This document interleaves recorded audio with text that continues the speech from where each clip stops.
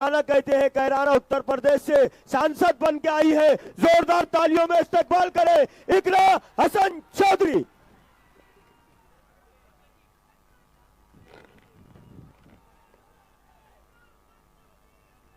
धुलिया के गयूर अवाम, यहाँ पर मौजूद हमारी माताएं बहनें, मेरे बड़े बुजुर्ग भाई, आप सभी को अस्सलाम वालेकुम, नमस्कार। मैं खैर मकदम करना चाहती हूँ हमारे बीच में हमारे समाजवादी पार्टी के राष्ट्रीय अध्यक्ष माननीय अखिलेश यादव जी का, और साथ ही में मंच पर मौजूद और जिन्होंने मेहनत से महाराष्ट्र में हमारी पार्टी को सींचने का और मजबूती देने का काम किया है, महाराष्ट्र के प्रदेश अध्यक्ष अबू आसिम आज़मी साहब, मंच पर उपस्थित रईस शेख साहब, हमारे और धुलिया के आपके उम्मीदवार इरशाद भाई जागीरदार साहब, मेरे बड़े भाई नाहिद हसन, साथ में फहाद भाई और तमाम जितने भी लोग पार्टी के यहाँ पर मौजूद हैं, आप सभी का भी मैं धन्यवाद देना चाहती हूँ। आज हम 2 दिन से महाराष्ट्र में हैं और मुझे बहुत खुशी हो रही है जिस तरीके से पार्टी यहाँ पर अपनी जड़ें जमा रही है। तो मैं सबसे पहले धन्यवाद आप सभी का करना चाहती हूँ कि आप इतनी बड़ी तादाद में हम सबको सुनने के लिए यहाँ पर मौजूद हुए। ये जो वक्त है ये बहुत अहम वक्त है।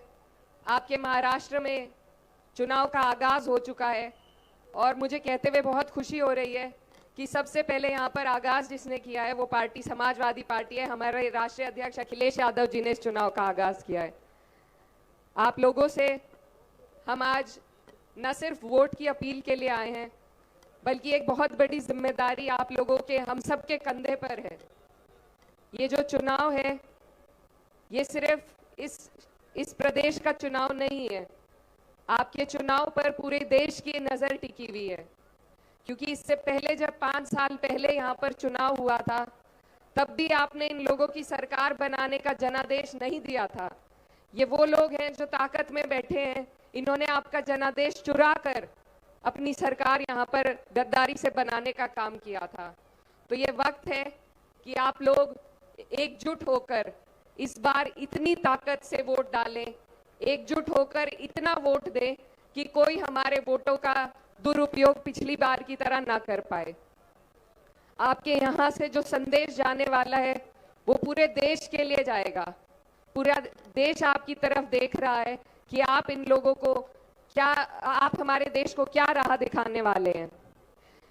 हमारे बीच में ऐसे लोग राजनीति में उतर आए हैं जिनके पास विकास का कोई एजेंडा नहीं है, सिर्फ सांप्रदायिकता फैलाकर आपको और हमें बांटने का काम किया जाता है ताकि हम अपने अहम मुद्दों से, विकास के अहम मुद्दों से हमारा ध्यान भटकाकर हम आपस में लड़ें और ये लोग कुर्सी पर सत्ता नशीन हो जाएं। तो ये मौका है आपके हमारे पास कि हमें सबसे पहले अपने जो मुद्दे हैं उनको ध्यान रखना है। हमारे बच्चों की बेहतर शिक्षा हो, उन्हें बेहतर रोजगार मिल सके, आपको चलने के लिए बेहतर सड़कें, बिजली, पानी, सब चीज़ों की व्यवस्था मिल सके। इन्हीं मुद्दों पर आपको वोट देना है। और मैं ये कहना चाहती हूँ कि समाजवादी पार्टी जब जब सत्ता में आई, हमेशा फ्री शिक्षा, फ्री सिंचाई और फ्री इलाज की बात की है। तो आप लोगों के लिए भी ये सुनहरा मौका है। पार्टी यहाँ पर मजबूती से चुनाव लड़ना चाह रही है और ये वही पार्टी है जिसने हमेशा पूरे समाज को साथ लेकर चलने का काम किया। कभी सांप्रदायिकता का कोई इल्जाम हमारे ऊपर नहीं उठा सकता। हमारे राष्ट्रीय अध्यक्ष जी ने लोकसभा के चुनाव में जिस तरीके से पीडीए का आह्वान किया, एक नारा ऐसा दिया कि दिल्ली की जड़ें हिलाने का काम हुआ। तो आज मुझे आप सबसे ये उम्मीद है, महाराष्ट्र में हमारी पार्टी के जो ऊर्जावान कार्यकर्ता हैं, मुझे उम्मीद है कि यहाँ पर भी आप उस मुहिम को आगे ले जाकर चलेंगे, पीडीए के नारे को मजबूती देंगे और जितने भी गरीब, शोषित, वंचित लोग हैं, हम सबकी आवाज़ बनने का काम करेंगे।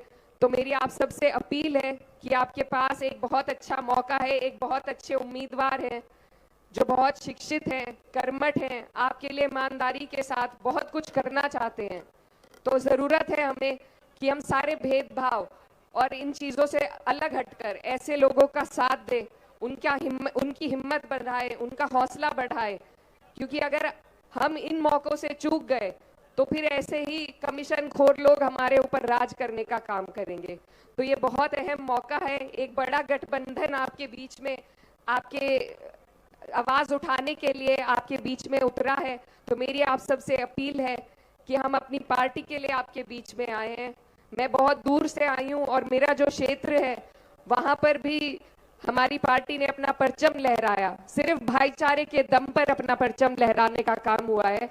तो आप सबसे मेरी यही अपील है कि ये जो बहुत खूबसूरत यहाँ पर एक गुलदस्ता आपने सजा रखा है, हर समाज का, हर वर्ग का, इस भाईचारे को इसी तरह बनाकर रखें और वोट जिस दिन पड़ेंगे उस दिन आप अपनी ताकत इसी तरीके से वोटों में झोंकने का काम करें।